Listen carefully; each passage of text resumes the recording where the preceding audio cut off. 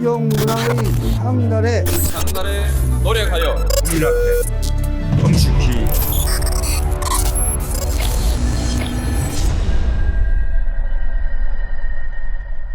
네, 정치 비와 그때 뇌 13번째 시작하도록 하겠습니다. 내용은 좋다고 하는데 왜 이렇게 사람들이 안 보는 겁니까 이거? 식구들도 물어보더라. 도대체 언제까지 할 거냐고. 참 우리 제작진들한테 송구스럽고 또 장인수 기자도 이렇게 충실하게 준비해 오는데 많은 분들이 좀 사랑해 주셨으면 좋겠습니다. 그러니까 보신 분들은 다 재밌다고 끝내지 말고 계속 해달라고 하시던데. 그럼 뭔가 보시질 않으니까. 주변에 적극적으로 전파하셔서 많은 분들이 볼 수 있도록 한다든가 아니 뭐 슈퍼챗에서 좀 많이 보내신다든가 뭐가 있어야 할 텐데. 박지영을 빼고 여성 진행자를 넣을까요? 그렇게 해주시죠. 낮으려나? 네, 그렇게 해주시죠. 오늘로서 고별 방송 하는 걸로. 자, 뭐 많은 분들 알고 계시겠지만 정치비와 그때는 장인수 기자가 진행하는 저널리스트 그리고 최강욱 TV, 박시영 TV가 함께 연합 방송을 하고 있는데요. 과거에 좀 지나갔던 이슈 중에서 지금 시점에 굉장히 의미가 있다 하는 것들을 좀 들춰보고 잘 안 알려진 비화가 있으면 비화도 좀 들려드리고 이러면서 앞으로 우리가 좀 대선 때까지 열심히 뛰어야 할 텐데 참고할 만한 이야기들을 좀 나누고 있는 코너가 바로 정치비와 그땐 왜인데 사실 20, 30대가 많이 들어야 하거든요. 40대 한 초중반까지. 역사를 잘 모르시잖아요. 과거사를. 다시 한번 말씀드리지만 우리 박시영 대표가 진짜 그간의 여러 단연간의 경험을 통해서 이게 민주시민들이 꼭 좀 알고 가셔야 될 대목들이 있다라는 거를 함께 좀 이렇게 설명을 드리고 공유하는 게 꼭 필요할 것 같다. 나중에 일회성으로 지금 유튜브 채널에 시사 프로그램들이 그냥 넘어가는 것들이 많이 있는데 두고두고 챙겨볼 수 있는 컨텐츠를 좀 만들어야 되지 않겠냐라는 굉장히 공익적인 생각에서 출발한 거라서요.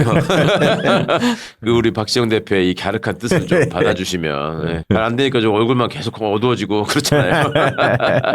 이제 얼굴은 좀 작아졌지 않아요? 제가 살을 좀 빼고 있는데 티가 좀 나긴 나는 것 같습니다. 지금 화면 보니까 장인수 기자님 좀 그런 느낌 드나요? 제가 좀 얼굴이 좀 작아졌다는 느낌이? 별로 화면상으로는 전혀. 우리가 이렇게 이걸 옛날 얘기를 정리하면서 보다 보니까 우리 스스로도 좀 놀랄 때가 있지 않아요? 박근혜 탄핵이 벌써 이렇게 오래된 일이구나 싶은 것도 있고 그때 그 시절을 겪었던 사람들은 너무너무 생생한데 사실 젊은 분들한테는 뭐 택도 없는 일이 있었지 뭐 이렇게 또 넘어가시는 거 아닌가 싶기도 하고 해서 무엇보다 정치인들이 이제 박제되잖아요.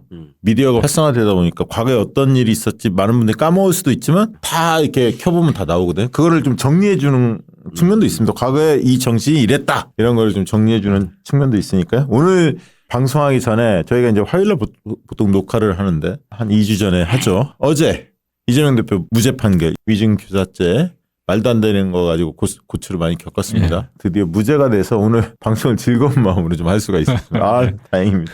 너무너무 힘들었는데. 네. 하필 우리가 이재명 시리즈 하고 있는데 지금 네, 딱 걸렸어. 딱 걸렸어.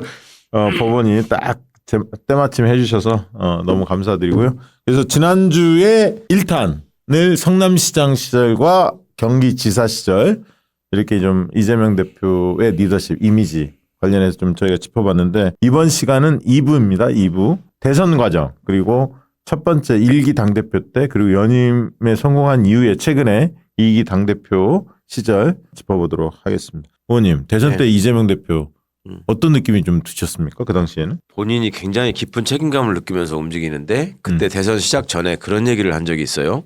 내가 너무 웃잘았다. 그러니까 지금 사실은 자기 생각의 진심은 도지사를 한 번 더 하면서 여러 가지 좀 경험과 공력을 쌓은 다음에 도전해도 좋지 않나 생각을 했었는데 이상하게 쭉쭉 이렇게 앞에 가시던 분들이 다 사라지면서 그랬죠. 내가 맨 앞에 그러니까 웃자랐다라는 데서 오는 그 표현에 많은 게 담겨 있었죠. 내가 아직도 조금 더 살찌우고 쌓아야 될 그런 경험들이 많다. 그러니까 내가 이 중책을 맡더라도 그 책임감 때문에 많이 이제 고민을 할 것 같다. 이런 의미도 포함되어 있고 또 한편으로는 밑둥을 단단히 다지고 올라온 게 아니라서 좀 흔들릴 수 있다. 그런 얘기도 좀 포함되어 있었고 그 많은 것들이 함축되어 있는 표현이라고 제가 느꼈었습니다. 그 느낌이 오네요. 그 전에 이제 보수 시장도 있었고 안희정 지사도 있었는데 그런 이야기가 없고 또 이제 그렇죠. 그 여의도 국회의원을 안 달아본 상황이었잖아요. 그렇죠. 그리고 또 여의도 내에 이재명 사단 이른바 이재명 멤버가 그렇게 많지 않았던 국회의원들이 그런 의미를 내포하고 말씀하신 게 아닌가 싶은데 그렇죠. 장인수 기자는 어떻게 보셨습니까? 이게 민주당 정치인들의 어쩔 수 없는 한계라고는 보는데 이슈에 끌려다니는 느낌이 많아요. 예. 이슈를 주도하질 못해요. 민주당 정치인들은.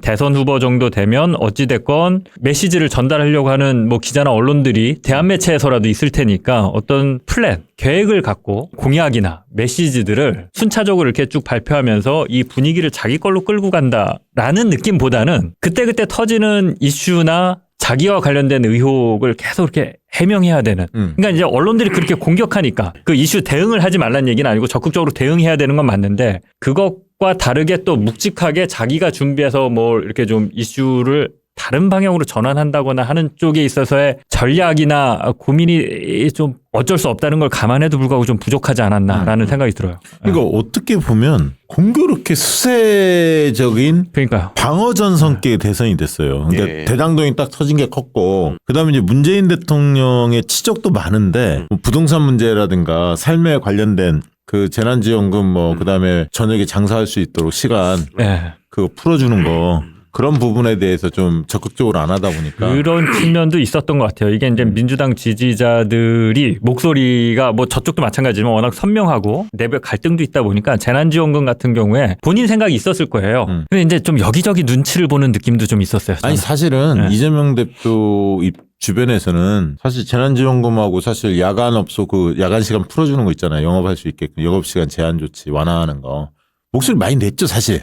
근데 이제 청와대하고 표면적으로 그게 갈등이 그러니까요. 커지면 예. 선거판에서 안 좋기 때문에 물밑에서 조율했는데 청와대가 그러니까 항상 같지는 않아요. 내 메시지를 내는 게 중심이 아니라 이 메시지 때문에 어떻게 공격받을지 모른다라는 게 먼저 계산이 들어가 있는 느낌. 그러니까 일을 할 때 나눠지는데 내가 이걸 해서 득점을 할 거야. 라고 생각하고 공격을 하는 사람이 있고 예. 내가 이걸 했다 역공을 당할지 몰라 라고 그래서 고민하는 사람이 맞아요. 있는데 이재명 대표는 원래 공격을 해서 득점을 하는 사람인데 그렇죠. 그렇지. 이 대선 주자가 되니까 그거 어쩔 수 없고 언론 환경이 불리하니까 어쩔 수 없다는 건 이해는 하지만 그럼에도 불구하고 좀 그 부분에 있어서 아쉬움이 아니 있어요. 그걸 그래서 나는 사실 솔직히 아쉬운 게 문 대통령 측에서 나를 밟고 가라 라고 시그널을 난 줬어야 한다 봐요.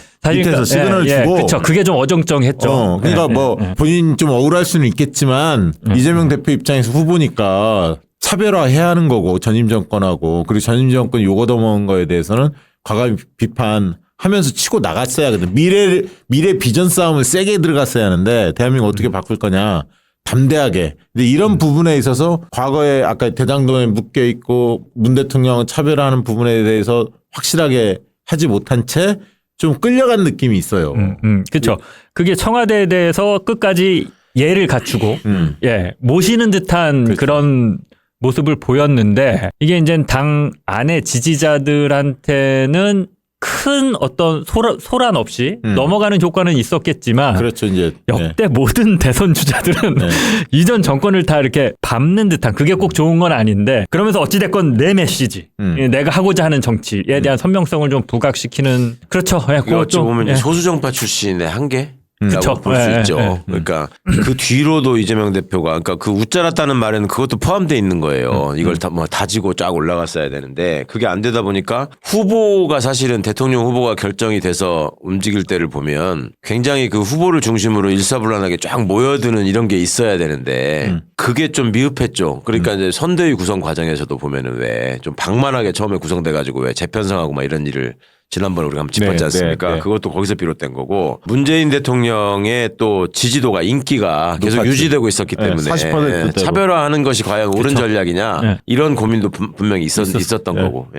그리고 그 얘기 그것도 좀 아쉬워요. 뭐냐면 사실 이재명 대표 입장에서는 경제적 불평등, 양극화 이런 불평등 문제, 지방 소멸 이런 본질적 문제에 대해서 뭐 거기에 에너지 문제도 당연히 포함돼 있어. 이런 본질적 문제에 대해서 세게 이야기하고 치고 나갔어야 하는데 어려움이 있었던 게 뭐냐면 그 경제적 불평등을 우리 사회가 근 한 1, 20년간 해결을 못했고 계속 심화됐고 불평등 이야기하다 보면 부동산 문제. 그래서 30대들, 20대들의 좌절감 느끼게 만든 거. 이 부분이 바로 돌아오니까 이야기를 꺼내자마자 그거를 이야기하면서 사실은 기본 사회로 나가야 이야기가 토대가 탄탄한데 설득력 있는데 기본 사회만 딱 얘기하니까 울림이 좀 적은 거예요. 불평등 문제에 대해서 내가 해소하겠다. 이재명 답잖아요. 그런 이야기 자체가. 큰 담대한 어떤 비전들 제시하면서 확 치고 나갔어야 하는데 그게 뒷골이 늘 땡겼을 것 같아요. 그러면 야 부동산 문제는 니네 왜 그랬어? 이게 들리는 것 때문에 사실은 해법이 있었어요. 이재명 대표 나름대로 부동산 정책 해법이 있었음에도 불구하고 그 문재인 정부로 모든 게 돌아갈 것을 그래서 선거판이 그렇게 흘러가는 걸 두려워하지 않았을까? 그게 참 아쉽습니다. 부동산 정책 니네 민주당 왜 그랬냐 그러면 그럴 때 진짜 내가 했냐? 좀 얼굴에 천팔 까고 그런 것도 좀 나는 다르다. 지나고 보니까 좀 필요했을 수는 있을 것 같은데. 그러니까 원래 직면의 리더십 이런 얘기 했는데 그러니까 저도 피하지 않는다 이런 얘기 했는데 박시영 대표님 말씀을 들으니까 좀 생각나는 게 제가 개인적으로 알고 있기는 기본소득에 상당히 관심이 많고 공부도 많이 했고 준비를 한 걸로 알고 있고 잘 돼 있었죠. 그러니까 이재명 정치인은 내가 높은 자리에 올라가겠다라는 게 아니라 그 권력을 갖고 실제로 해보고 싶은 게 있는 사람. 그렇죠. 이라는 측면에 있어서 저는 이제 긍정적으로 평가하는데 그런 부분에 있어서 이제 기본소득 같은 것들이 들어갈 수 있는데 그 이슈를 대선 때 안 꺼내더라고요. 그러니까 그거는 꺼냈어야 맞다라는 게 아니라 저는 그런 생각도 해요. 우리 사회가 그런 정도의 의제를 성숙하게 토론할 수 있는 분위기가 갖춰져 있는가. 근데 그거는 이제 당내에서 찬반이 있었어요. 그랬겠죠. 네. 당연히. 근데 이제 이게 뭐냐면 판에 대한 인식이 정세에 대한 인식이에요. 선거판에 대한 인식. 설마 지겠어?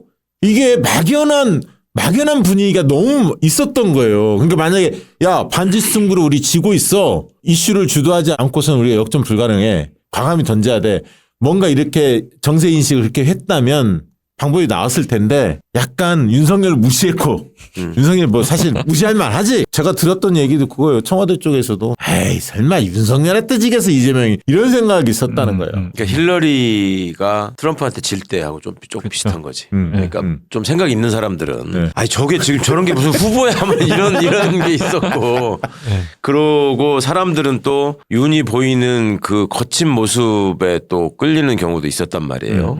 윤이 그 연단에 올라가가지고 왜 어퍼컷 세레머니라고 본인들이 했던 그걸 할 때마다 막 닭살 돋고 어색해 죽겠던데 오그라들고 그거를 좋다가 박수치는 사람들이 분명히 있잖아요. 있단 말이에요. 있어요. 예. 그러니까 예로 드는 거예요. 예를 들면 그걸 보면서도 아이고 저 들떨어진 게 또 이상한 짓 하고 있는지 이렇게 생각한 게 패착이 될 수 있는 거지 선거에서는. 그리고 이제 그 당시는 이제 이재명 대표가 민주당 완전히 장악했다 볼 수가 없었고 반쪽이었고 사실은 반쪽 중에서도 뭐 목숨 걸고 뛴 사람들이 그렇게 많지 않았었으니까 어떻게 보면 이렇게 당이라는 큰 틀에서 이재명 대표의 리더십이 통하지 못했던 한계 같은 게 있었어요. 그냥 후보로서 떠 있다는 느낌이 있잖아요. 그렇죠.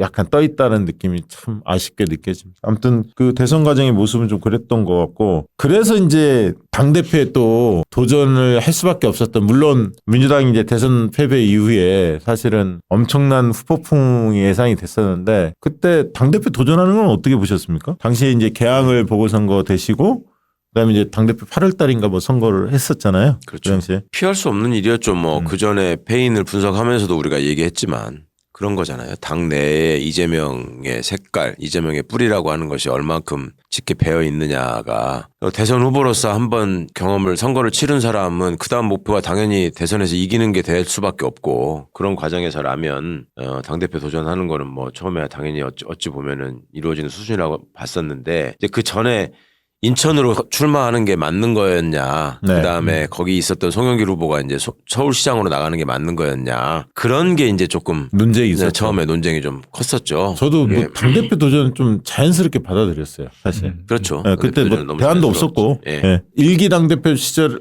돌이켜 보면 참 험난했죠.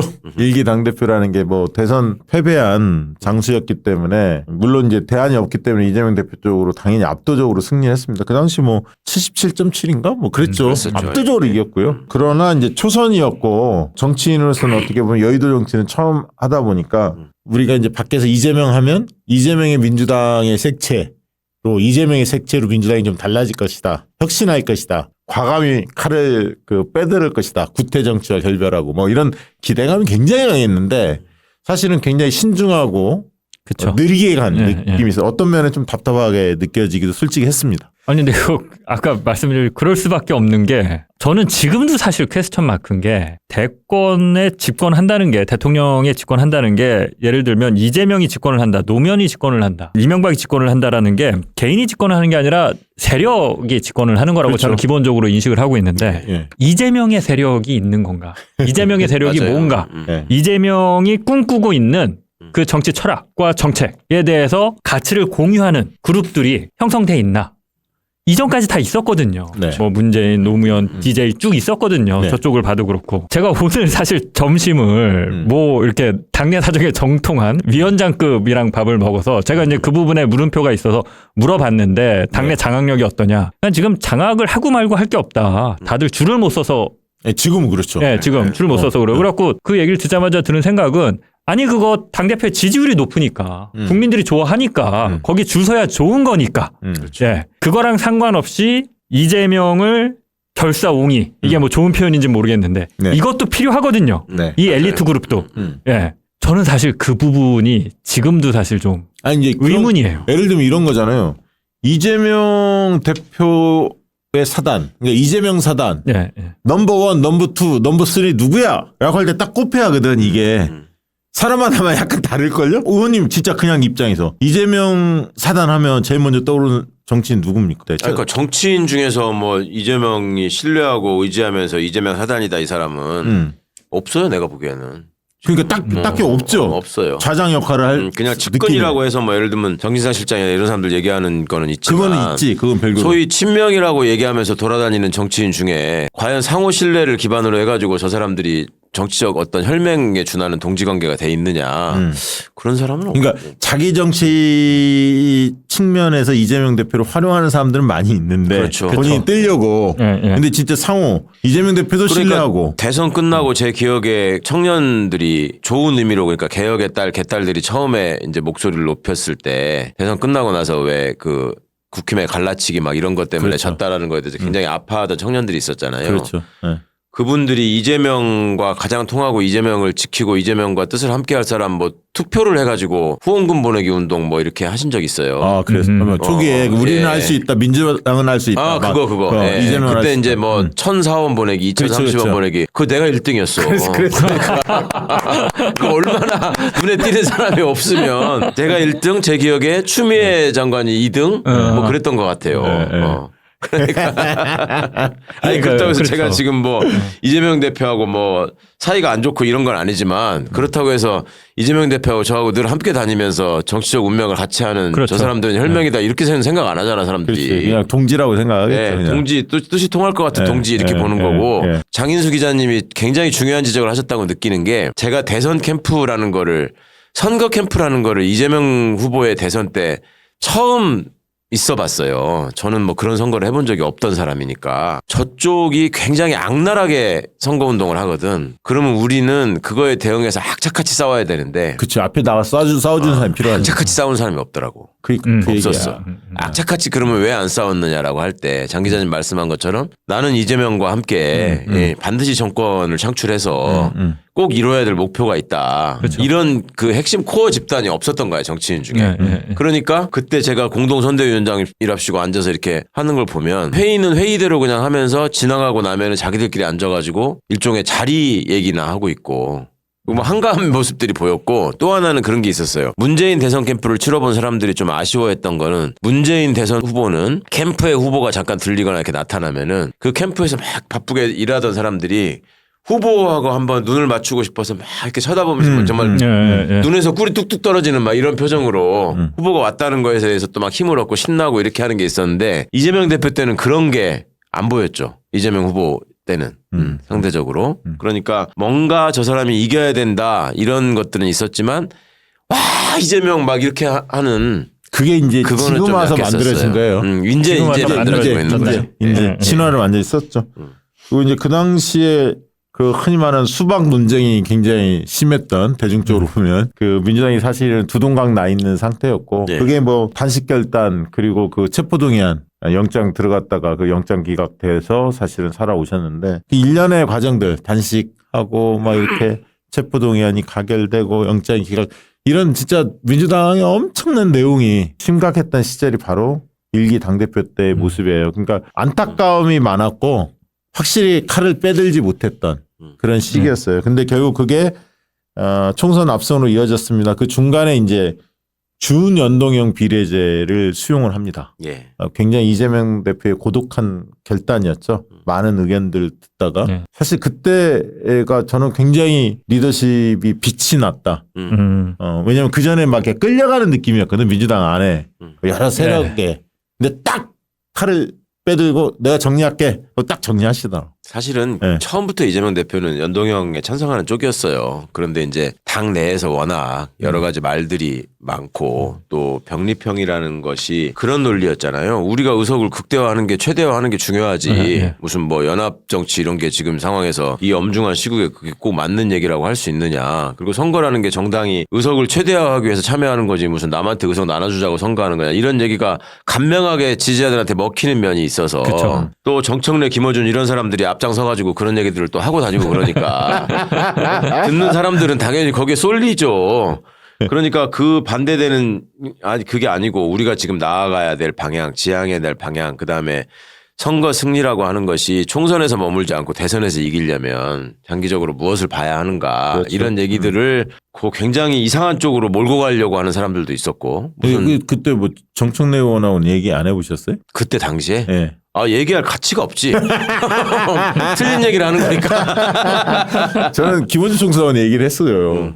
뭐 다스베이다나 뉴스공장 만날 때 그쪽으로 내가 보기에는 안 간다. 이재명 대표 너무 그쪽으로 이렇게 몰고 가지 마라.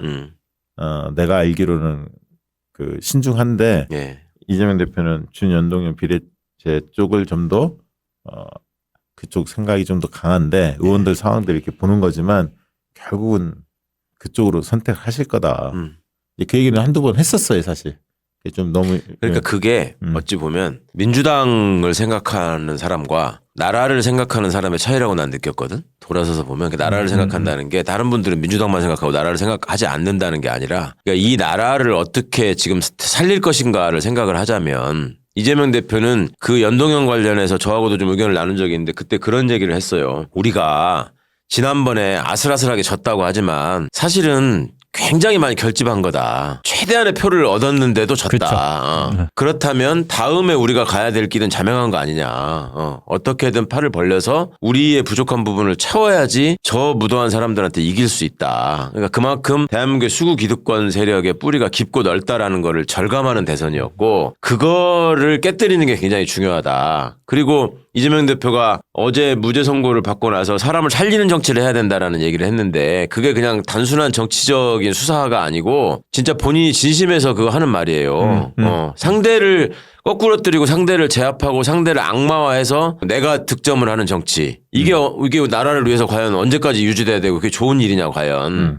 이런 생각을 하는 거죠. 그리고 민주정부가 오랫동안 집권을 하면서 사실은 그 썩은 뿌리들을 도려내는 작업들이 굉장히 필요한데 그러려면 가장 승리에 유효한 전략을 찾아야 되는 거 아니냐. 총선에서 사람들의 마음을 모을 수 있는 토대를 미리 만들어 놓고 그걸 기초로 대선에 임해야 된다. 이런 어떤 본인의 철학이나 확신은 처음부터 있었어요. 저는 그게 굉장히 옳은 생각이고 판단이라고 느꼈기 때문에. 그리고 저는 뭐 그 딱 이야기하면 총선 때 병립형으로 가나 준연동형으로 가나 민주당이 압승할 거라고 봤어요. 그러면 이제 중요한 건 대선이다. 대선 심상정도 그렇게 삐졌었는데 이 연동형 문제 때문에 또 다른 세력들까지 다 삐지면 차기 대선이 쉽지 않다. 그럼요. 그랬을 때 차기 대선을 생각하면 무조건 준연동형 비례제가 이재명 대통령 만드는데 이게 가장 적합한 방식이다. 그 얘기를 했어요. 이게 저는 그 당시에 이게 이제 연동형, 병립형이 논란을 보면서 저는 사실 연동형으로 하든 병립형으로 하든 정치에 그렇게 크게 관심이 없어서 이런 세세한 거는 별로 신경을 안 써요. 그리고 일반 국민들은 연동형이 뭔지 병립형이 뭔지 잘 몰라요. 그리고 제가 이렇게 짠물로 굴려봤을 때 연동형으로 하면 이제 민주당이 몇 석 더 이룰 수 있다라는 거 아니에요? 아무리 계산해봐도 10석이 차이가 안 나. 맞아요. 대충 한 4-5석 맞아요. 정도의 맞았어요. 계산인데 제가 봤던 건 뭐냐면 연동형을 지지하는 사람들, 병립형을 지지하는 사람들이 민주당 내에서 목숨 걸고 싸워. 아니, 그러니까 이게 장단점이 있는 거잖아요. 그럼요. 선악의 문제가 아니에요. 그렇죠. 무슨 한나라당이랑 손잡고 뭘 민주당을 깨자라는 논의가 아니야. 민주당이 어떻게 하면 조금 더 유리할까. 병리평 주장하는 사람은 그래도 병리평이 민주당한테 결과적으로 유리할 거야. 아니야, 크게 나중에 보면 연동형으로 가야 돼. 뭐 이런 정도인데 이렇게 안 해서 이게 스피커들이나 자기 목소리를 내면서 내 말이 맞다라고 고집을 하게 되면 제가 봤던 건 뭐냐면 결정권자를 힘들게 하는 거예요. 결정권자를 위기에 빠뜨리는 거예요. 그래서 그때 되게 진짜 다들 이재명을 보면서 어떻게 결정할까? 이재명이 그거 결정한다.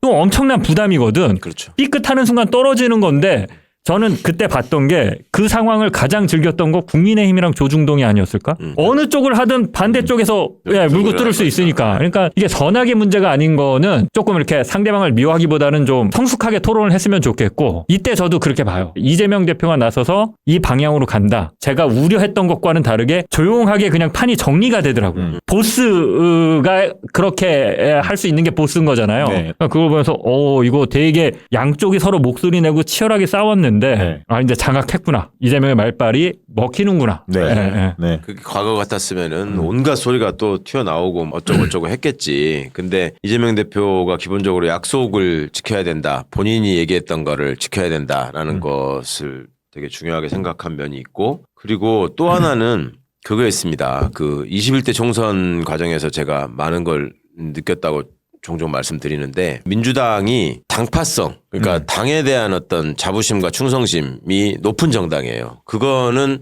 유권자들도 마찬가지예요. 민주당의 지지자들 사이에서 그런 분위기가 있죠. 우리가 어떻게 지켜온 정당이냐 이게 그리고 어떻게 싸워온 정당이냐 이런 어떤 역사성에 대한 자부심 이런 것들이 있는데 그것이 과도한 어떤 헤게모니 정당의 모습으로 나타날 때가 있어요. 그게 이제 소수 정당을 대하는 모습을 보면 제가 이제 열린민주당으로 선거를 치러봤고 열린민주당 대표로서 몇 개월 의정활동도 해봤고 그 다음에 22대 총선에서 이제 조국혁신당이 등장하면서 또 약진하는 모습 민주당이 조국혁신당을 대하는 태도 뭐 이런 것들을 쭉 봐왔지 않습니까? 네. 그런 과정들을 보면 제가 21대 총선 과정에서는 저도 선거나 정치 경험이 전혀 없었고 뭐 생각지도 않았던 일들을 겪는 상황이어서 한편으로 이해를 하면서도 한편으로 되게 쓰라리고 속상하고 열받는 지점들이 많이 있었는데 22대 총선에서는 그런 일이 결단코 없어야 된다라는 것 때문에 제가 민주당 당적을 계속 유지하면서 이재명 대표한테도 그런 부분들을 말씀드리고 강조하면서 이게 손을 벌려서 우리 품을 넓히기로 했으면 우리 편인 사람들을 깎아내리는 일을 하지 말아야 된다라는 얘기들을 했고 이재명 대표도 적극적으로 동의하고 지금 민주당에서 누구보다도 그 점을 앞장서서 실천하는 모습이 있어요. 네. 그런데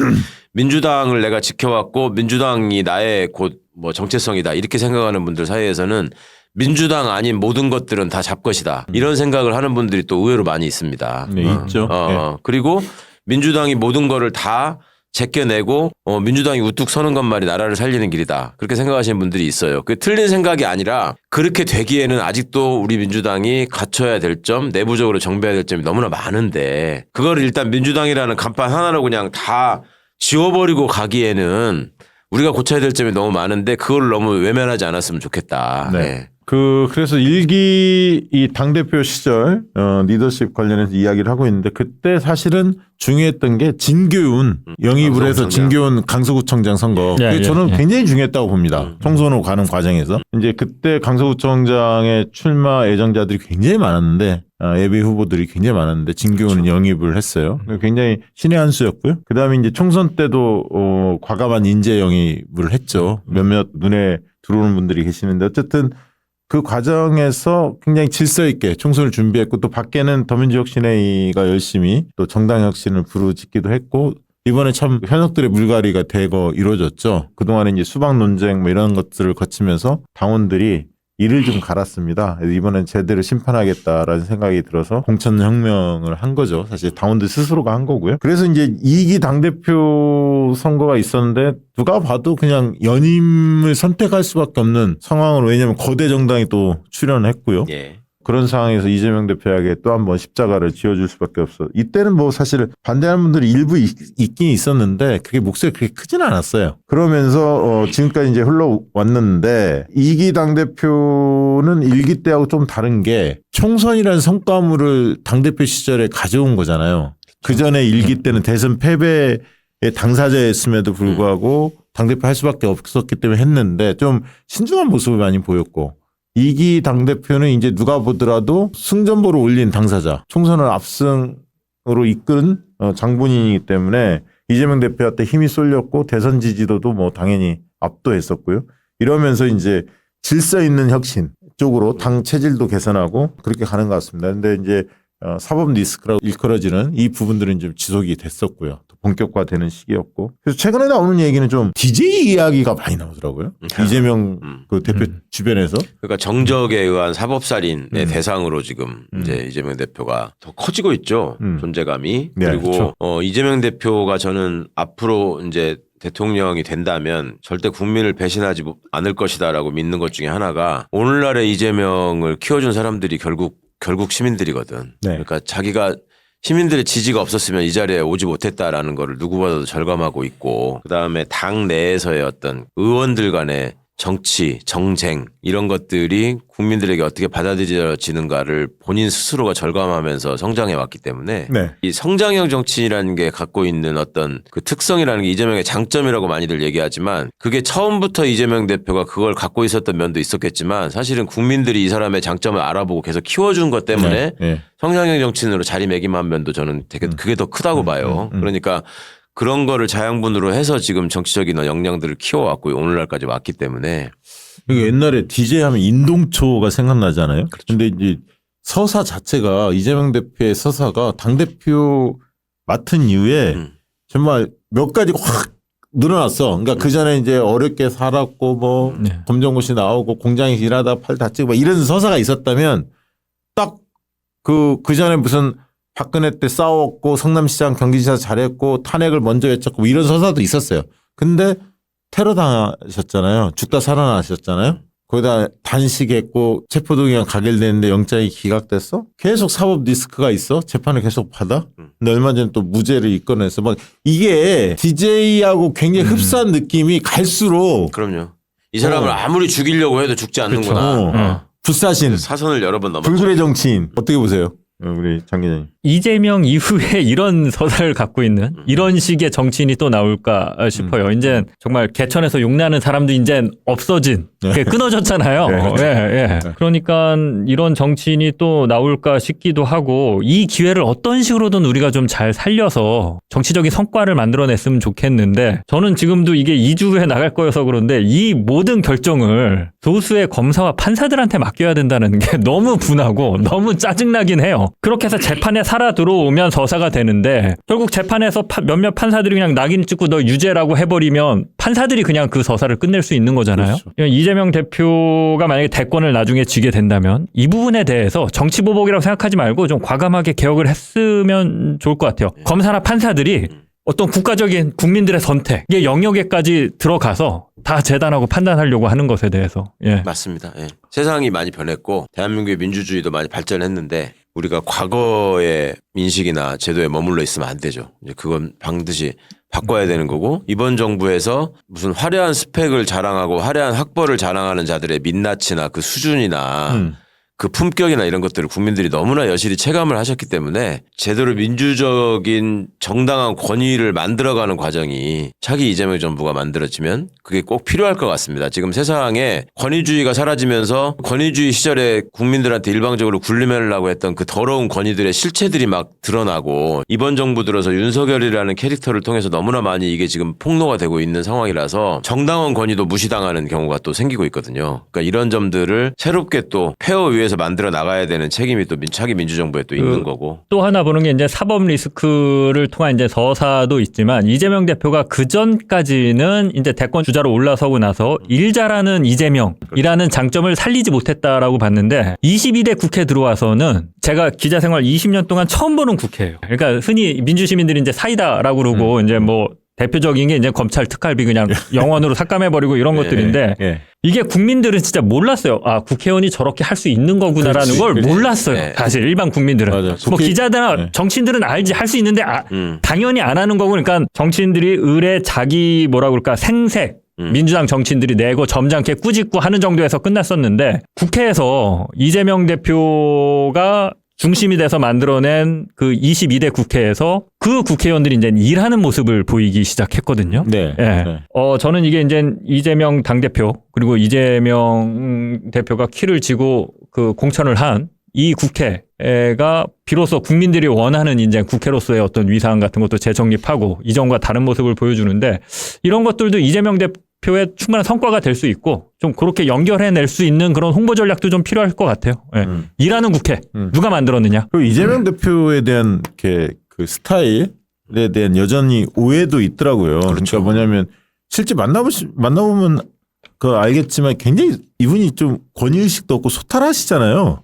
그럼요. 이게 여전히 개구쟁이 같은 면이 있고 예. 아주 소박하고 진솔한 면도 있고 그렇죠. 그게 있는데 그러니까 저하고 얘기할 때는 만나서 뭐 밥을 먹고 얘기하든 그냥 얘기하든 통화를 하든 굉장히 편하게 깔깔대면서 많이 예, 얘기를 하는데 예. 이재명 대표가 차갑다, 뭐 냉혹하다. 그런 선입견이 있어. 언론이 또 만들어낸 측면도 물론이죠. 있고. 그리고 악마를 진짜 지나치게 시켰잖아. 예, 이재명 예, 대표에 대해서. 예. 그 여파가 남아 있는 건데 민주당 의원들 사이에서도 사실은 그 전에 그런 의구심을 얘기하는 사람들이 있었어요. 예전에 이재명이라는 사람이 지금 와서 그런 거지. 예전에 뭐 저 성남시장 되기 전에 이재명을 보면 뭐 지금하고 완전 달랐다느니 뭐 이 사람은 뭐 목표를 위해서 수단 방법을 가리지 않는 사람이라느니 네. 뭐 그런 얘기들이 많이 민주당 의원들끼리도 했었죠. 네. 했는데 가면서 점점 그런 것들이 본인이 어떤 그런 거를 좀 불식시켜 나가는 과정들을 겪었다고 해야 되나? 뭐 그런 것도 있고 그리고 지금 뭐랄까 그런 얘기를 예전에 했던 사람들이 지금도 저는 당당하게 그런 점이 이재명 대표한테 보이면 지적을 하면서 그런 점들을 예를 들어 싸워나가고 바꿔주고 하면은 좋을 거라고 생각해요. 근데 그런 점이 안 보이니까 지금 그런 거에 대한 어떤 다툼이나 갈등 같은 게 없잖아요. 그러니까 쉽게 얘기하면 이재명 대표가 거래에 능숙하진 않아요. 그러니까 어떤 스타일이냐면 누구한테 잘 부탁을 잘 안 해요. 왜냐하면 세상을 살아오면서 공짜는 없었다. 이게 살아오면서 느꼈던 본인의 철학이야. 원칙이야. 그래서 뭘 좀 부탁하면 나중에 그 사람한테 또 뭔가 부탁을 받아줘야 하는 거고 그래서 늘 아쉬운 소리를 별로 안 해요. 입에서 잘 안 떨어져. 그러다 보니까 약간 샤이하다는 평가가 있는 거예요. 그러니까 보통 정치인들 밥 먹고 술 먹고 하면서 손도 잡아주고 그렇죠. 우리 함께 가는 겁니다. 동지 막 이러면서 뭐 맞아요. 얘기도 하고 막 끈적끈적한 게 일반적인 정치인들의 모습인데 그렇지 않으시거든요. 그러다 보니까 이제 그런 거에 익숙한 정치인들 같은 경우는 이재명 대표 만났는데 뭐 솔직한 얘기도 안 하고 나를 멀리하나? 약간 그런 식의 그래 스킨십이 부족하다고 하는데 그거는 자기가 솔직하게 얘기 안 하니까. 그러니까 네. 지가 그런 거야. 제가 이런 거 하겠습니다. 아무 조건 없이 이렇게 같이 가겠습니다. 이렇게 하면 되는 건데 그런 면들이 있었어요. 근데 이제 아무튼 스킨십은 필요하긴 해요. 이거는 좀 상관없는 얘기인데 예전에 정치인들이랑 이렇게 같이 기자로서 밥을 먹는데 옆자리에 앉을 때가 있잖아요. 네. 그럼 밥 다 먹고 일어날 때 손을 이 허벅지 안쪽을 이렇게 탁 얹어요. 스킨십을 하는 거지. 근데 남자끼리인데도 흠칫흠칫해요. 그러니까 이제 허벅지를 하려고 그러는데 거의 이제 사타구니 쪽까지 이렇게 손이 들어와. 그러면 뭐야 막. 옛날에 근데 정치인들이 실제로 그런 스킨십을 많이 했거든요. 악수 진짜 되게 따뜻하게 하고. 근데 이재명 대표가 필요하면 배웠으면 좋겠어요. 그런 것들. 네. 그 최강욱 전 의원님도 지적해 주셨는데 차갑다, 냉혈하다, 찔러도 피 한 방울 안 나올 것 같다라는 이미지가 있는데 그 이미지가 만들어진 이유가 있긴 있어요. 방송 기자로서 보면. 그러니까 옛날에 인터뷰하다가 MBC랑 인터뷰하다가 그렇죠. 경기자 될 때 빼고 나 안 해 그러고 나가버리고 이런 것들. 필요하면 이게 이제 대선 때만 그렇게 하는데 이미지 컨설턴트 이 전문가들한테 꾸준히 컨설팅 받고 진짜 넥타이 색깔부터 어떤 상황에서 어떻게 할 건가, 어떤 식으로 이 메시지는 어떤 식으로 전할 건가에 대한 것들도 전문가들한테 돈 그거 얼마 안 하는데 이게 받긴 했는데 좀 더 그런 부분도 과감하게 했으면 좋겠고 최근에 보면 자신감이 넘치는 게 금투세 문제를 본인이 어쨌든 결단을 내렸잖아요. 폐지 쪽으로. 예. 그러면서 상법 개정에 대해서는 드라이브 확실히 걸겠다라고 나섰고 그 재계와 끝장 토론을 제안했고 재계 쪽에서도 응한다고 하니까 직접 나서겠다. 그러니까 이런 모습이 바로 이재명 대표한테 원했던 지지자들의 모습이 아닌가 싶고요. 확실히 자신감을 찾은 것 같아요. 그리고 과제로 몇 가지만 조금 보완할 과제가 있다면 이재명 대표께서 어떤 면을 좀 보완하면 더 좋을까요? 인재들을 이제 많이 모아야 된다. 항상 이재명 대표가 좀 갈증을 느끼고 있는 부분이에요. 그러니까 진짜로 나라를 새롭게 바꾸기 위해서 정말 헌신할 수 있는 사람들이 주변에 많이 포진하고 그런 분들하고 건강한 토론을 통해서 이제 더 성장해 나가는 대통령 후보 이재명의 모습 이게 이제 필요한 때고 저도 개인적으로 그런 사람들이 과연 어떤 사람들일까를 많이 생각하거든요 요새. 네, 그러니까 진용이 이제 좀 과거에 있어야 돼. 진용을 그럼, 짜야잖아. 그러니까 우리 진영이 집권을 해가지고 막상 인사를 해보면 아 이게 진심으로 우리 민주정부에 필요한 인재였고 진심으로 민주정부의 성공을 위해서 헌신하는구나라고 하는 사람이 얼마나 될까. 그게 사실은 굉장히 필요하거든요. 성공한 네. 정부가 네. 되기 위해서는. 그래서 저는 지난 정부를 겪으면서 제가 나름대로 봤을 때 진짜 실력 있고 진정성 있는 분들 이런 사람들을 좀 이재명 대표한테 이렇게 소개를 해드리고 좀 같이 토론하게 해드리고 이렇게 하고 싶은 생각인데 실제로 이재명 대표도 그런 점에 대해서 많이 생각을 하시더라고. 그리고 중요한 부분입니다. 사실은 저 시민사회까지 쭉 망라해보면 우리 사회가 많이 성장하고 영역이 넓어졌기 때문에 전문성을 가지고 있으나 통로를 찾지 못해서 그 좋은 뜻을 전달 못하는 분들이 많거든요. 그러니까 이제 민주당이 그런 네트워킹을 만드는 일을 열심히 해야 되고 그런 네트워킹을 만들어지면 인재들은 자연스럽게 모이고 지혜가 쌓이는 거니까 그걸 그러니까 꼭 해야 된다고 생각합니다. 정책 능력도 중요하지만 정무적 감각이 좀 있는 사람들이 있었으면 좋겠어요. 가끔 전문가라고 모시면 똥볼을 막 차. 그렇죠. 사실 정무적 감각이 없어서. 아무튼 중요한 얘기입니다. 진용을 잘 짜야 한다는 얘기. 좋은 인재들을 빨리빨리 옆에 두셔야 한다. 그래서 이재명 사단 하면 어떤 분들이 쫙 떠오를 수 있도록 만들어내야 한다. 그렇죠. 저도 어떤 아까 것과? 초반에 네. 말씀드렸던 건데 그 가신그룹이라고 네. 그런 표현이 뭐 옛날 표현이어갖고 적절한지는 모르겠는데 아무튼 그게 잘 안 보이는 예. 이재명의 세력이 뭐냐 이걸 좀 빨리 만들어냈으면 좋겠고 제가 아직 그 정치부를 출입하지 않아서 몰라서 그러는데 어찌됐건 22대 국회에 새로 들어온 의원들 중에 진심도 있고 유능하고 예, 이미지도 좋은 정치인들이 꽤 있거든요. 그런 정치인들도 발탁해서 잘 쓰셨으면 좋겠고 이 자리에서 한번 말씀드린 적이 있는데 제가 이제 기자하면서 봤을 때 가장 흐뭇했던 청와대의 모습이 문재인 정부 초반 임종석 조국이 이렇게 와이셔츠 걷고 문재인 대통령 옆에 이렇게 서 있을 때 그 장면을 봤을 때 그냥 뭐 일을 잘한다 못한다 이걸 떠나서 그냥 너무 흐뭇했어. 그 이미지가. 그렇죠. 이미지가. 네. 그리고 그 커피 들고 네.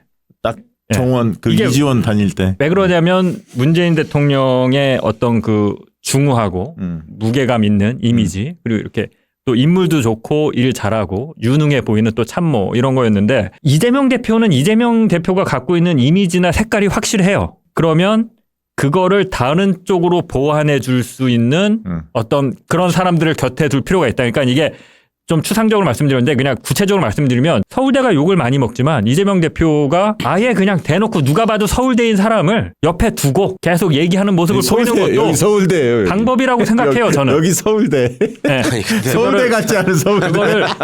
그거를 멀리하고 적대시할 게 아니라 예. 그런 식의 어떤 자신의 이미지를 중화할 수 있는 그런 것도 좀 찾아볼 그러니까 그 필요가 이미지를 있겠다. 중화하기 위해서는 되게 이렇게 뭐랄까 그 둥글둥글하게 살면서 실력을 갖추면서 어떤 상황에서도 이 사람은 흔들리지 않고 그 중심을 잡을 것 같은 사람이 옆에 있어야지. 그게 이재명 대표한테 많이 필요하죠. 네. 진짜. 그리고 뭐 저는 뭐 끝으로 그 불평등 문제를 비롯한 이렇게 국가 비전이 있잖아요. 정말 우리 사회의 중요한 문제. 왜냐하면 이재명 대표는 좀 우리 사회의 본질적 문제, 중요한 문제에 대해서 정면으로 좀 부딪히고 해결할 것 같은 그런 기대감이 있거든요. 그렇죠. 피해가지 않았으면 좋겠고요. 그런 부분들. 그리고 말씀을 굉장히 논리적으로 잘 하시니까 상대적으로 잘 듣는다. 실제로 잘 듣거든요. 이재명 대표가 끝까지 듣고 조율하고 이러는데 그냥 선입견이 여전히 좀 있어요. 연설이 굉장히 길잖아요. 보통 말씀하시는 게 굉장히 길다 보니까 말을 많이 한다는 이미지가 있는데 잘 듣거든요. 듣고 말씀하시는데 어쨌든 경청 이미지 사람들이 인식할 수 있게끔 만드는 거 캠페인 과정에서 그것도 좀 필요해 보이고요. 자, 오늘 이제 1부에 이어서 2부 두 번 이재명 대표의 리더십 이미지 관련해서 그리고 앞으로 또 어떤 모습을 보이면 더 좋을지 이런 얘기 나눠봤습니다. 자, 어떻게 보셨는지 모르겠습니다. 이재명 대표 중심으로 민주당이 힘차게 더 뛰었으면 좋겠습니다. 오늘 방송은 이것으로 마치도록 하겠습니다. 고맙습니다. 감사합니다. 감사합니다.